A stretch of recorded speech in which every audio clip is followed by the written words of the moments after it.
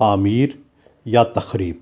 Khokhar palace Lahore और ख्वाजा आसिफ की Sialkot housing scheme का दफ्तर गिरते देखकर यकीन हो गया कि हम दायरों में घूम रहे हैं। ना हमारी कोई मंजिल है, ना कोई मकसद। यादश बखैर 13 साल पहले 2008 में शहबाज शरीफ पंजाब के हुक्मरान थे और जस्टिस खलील रमदे अदालत उज़्मा के मुंसिफ। उस जमाने में जस्टिस रमदे ने लाहौर की बुलंदो बाला इमारतों और प्लाजों को गिराने का हुक्म दिया। वजीर आला शहबाज शरीफ ने आओ देखा न ताओ क्रेनों और बुलडोजरों को भेजकर बड़े बड़े प्लाजों को गिराना शुरू कर दिया। लोग सरबफलक इमारतों को टूटते देखते तो तालियां बजाते। गरीब और बेकस समझते कि महल और प्लाजे गिरने का मतलब कि अमीरों की ताकत और गरूर टूट रहा है। उसी जमाने में एक अहम मुस्लिम लीगी रहनुमा ने ऊंची इमारतों को गिराने का फलसफा बयान करते हुए कहा, हम अभी कुछ तामीर तो कर नहीं पाए, लेकिन अमीरों की इमारतों की तखरीब से हम गरीबों और नादारों को खुश कर। बल्कि उस लीडर ने कहा कि गरीब और बेकस प्लाजे टूटने पर जो तालियां बजाते हैं वो दरअसल हमारे लिए दाद है। इस फलसफे के मुताबिक आप मुरवजा निज़ाम को तो तोड़ नहीं सकते, मगर चंद ईंटें और कंक्रीट तोड़कर आप गरीबों का कैथारसिस कर देते हैं। बिल्कुल इसी तरह जब आम शक्ल को सूरत का हीरो सुल्तान राही देहाती लिबास तहबंद और कुर्ता पहने हुए मौला जट बनकर जालिमों को मारता है तो सिनेमा में अगली नशिस्तों पर बैठने हुए गरीब खुशी से नारे मारते हैं। वो भी एक तरह का कैथारसिस होता है। इमरान खान की हुकूमत में वही अमल दोबारा शुरू कर दिया गया है। शायद एक बार फिर हुकूमत के हक में तालियां बजवाना मकसूद है, या फिर महंगाई और बेरोजगारी में गरीब अवाम का कैथारसिस किया जा रहा है। मगर ये दायरों का सफर है, वाकई एहतसाब है, सियासी तमाशा है, कैथारसिस है या कुछ और, मगर ये ज्यादा देर चलने वाला नहीं है। 13 साल पहले शहबाज शरीफ और जस्टिस रमदे ने जो इमारतें गिराई थी उनमें से अक्सर 13 साल बाद वहीं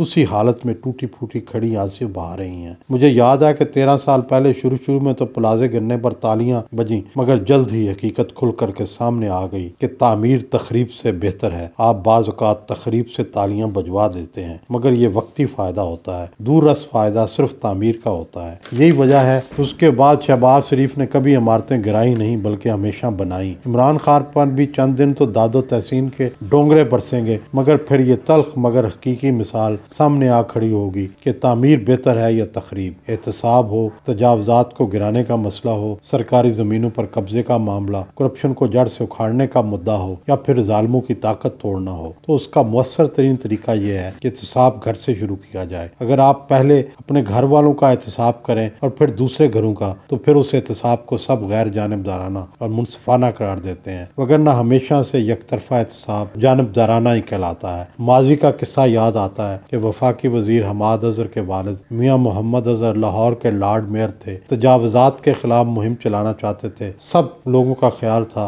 कि यह मुहिम मुखालफों की तजावजात गिराएगी और नून लीगियों की तजावजात को तहफ़्फ़ुज़ कराम करेगी, लेकिन मियाँ अजहर ने तजावजात ख़त्म करने की मुहिम का आगाज़ ही बीडन रोड पर मियाँ नवाज शरीफ के मामू की तजावजात ख़त्म करके किया। इसके बाद उन्हें पूरे लाहौर में तजावजात गिराने में मुश्किल पेश नहीं आई, क्योंकि एहतसाब का आगाज़ अपने घर से किया गया तो मुखालफ भी उंगली नहीं उठा सकता। इमरान खान का कब्जा माफिया के खिलाफ ऐलान जंग खुश आइंद है, लेकिन उन्होंने इस पर गैर जानबदारी न दिखाई तो कल को यह मुहिम भी सियासी इंतकाम के जुमरे में शामिल हो जाएगी। किसी भी मामले में देखना हो तो तामीर और तखरीब दोनों पहलुओं का जायजा लेना चाहिए। आजकल कहा जा रहा है कि तहरीक इंसाफ अगला इलेक्शन हेल्थ कार्ड की बुनियाद पर जीतेगी। इस मकसद के लिए पंजाब के तमाम 9 डिवीजनों में जल्द से जल्द हेल्थ कार्ड बनाने की मुहिम जारी है। हेल्थ कार्ड का इजरा तामीरी कदम होगा, मगर हेल्थ कार्ड के लिए जिस खतीर रकम की जरूरत है वो पंजाब के तरक्याती बजट से मन्हा की जा रही है। यूं महकमा सेहत पर पंजाब हुकूमत के अखराजात के अलावा हेल्थ कार्ड की रकम का बोझ भी पड़ेगा। इस मामले में तकरीब का पहलू पंजाब के तरक्याती बजट यानी सड़कों, स्कूलों और दूसरे तामीराती प्रोजेक्ट्स पर कट लगाना होगा। यूं बहुत से नए मनसूबे न तामीर होंगे और कई नामुकम्मल ही रह जाएंगे। नौकरशाही में इस हवाले से कशमकश जारी है। बज़ाहिर हेल्थ कार्ड का मनसूबा चलता रहेगा, लेकिन इसके माली मुज़मनात दूसरे शोबों पर पड़ेंगे और आने वाले बरसों के तरक्याती मनसूबे बुरी तरह मुतासर होंगे। तामीर और तखरीब के इस फलसफे को मद्देनजर रखकर आइंदा इलेक्शन के मंजरनामे का जायजा लिया जाए तो तहरीक इंसाफ तखरीब के तनाजुर में तो ये कहने में हक बजानब है कि उन्होंने एहतसाब के लिए सब बड़ों के गिरेबान पर हाथ डाला, सबको जिंदान के हवाले किया। कोई एस्टेब्लिशमेंट का पसंदीदा था या मुखालिफ, सबको इमरान खान ने निशाने इबरत बनाने की कोशिश की। दूसरी तरफ अगर तहरीक इंसाफ से तामीर के बारे में सवाल किया जाए तो उसका कोई तसल्ली बख्श जवाब आवाम के लिए मुयस्सर नहीं होगा। हेल्थ कार्ड वो वाहिद बड़ा मनसूबा है जिस पर काम जारी है, इसके अलावा किसी बड़े प्रोजेक्ट का जिक्र तक नहीं। हुकूमत सिर्फ रोजमर्रा के काम काज या आग बुझाने का टास्क बजा ला रही है। दूर रस तरक्की या खुशहाली के मंसूबे दूर दूर तक नजर नहीं आ रहे। अगर ये हुकूमत अपने 5 साल पूरे करती है और इलेक्शन में तामीर और तखरीब दोनों का हिसाब देती है तो इस हुकूमत के जिम्मे तखरीब ज्यादा होगी और तामीर कम। नतीजतन हुकूमत इलेक्शन में बुलंद आहंग नारे नहीं लगा सकेगी। 2.5 साल गुजर चुके,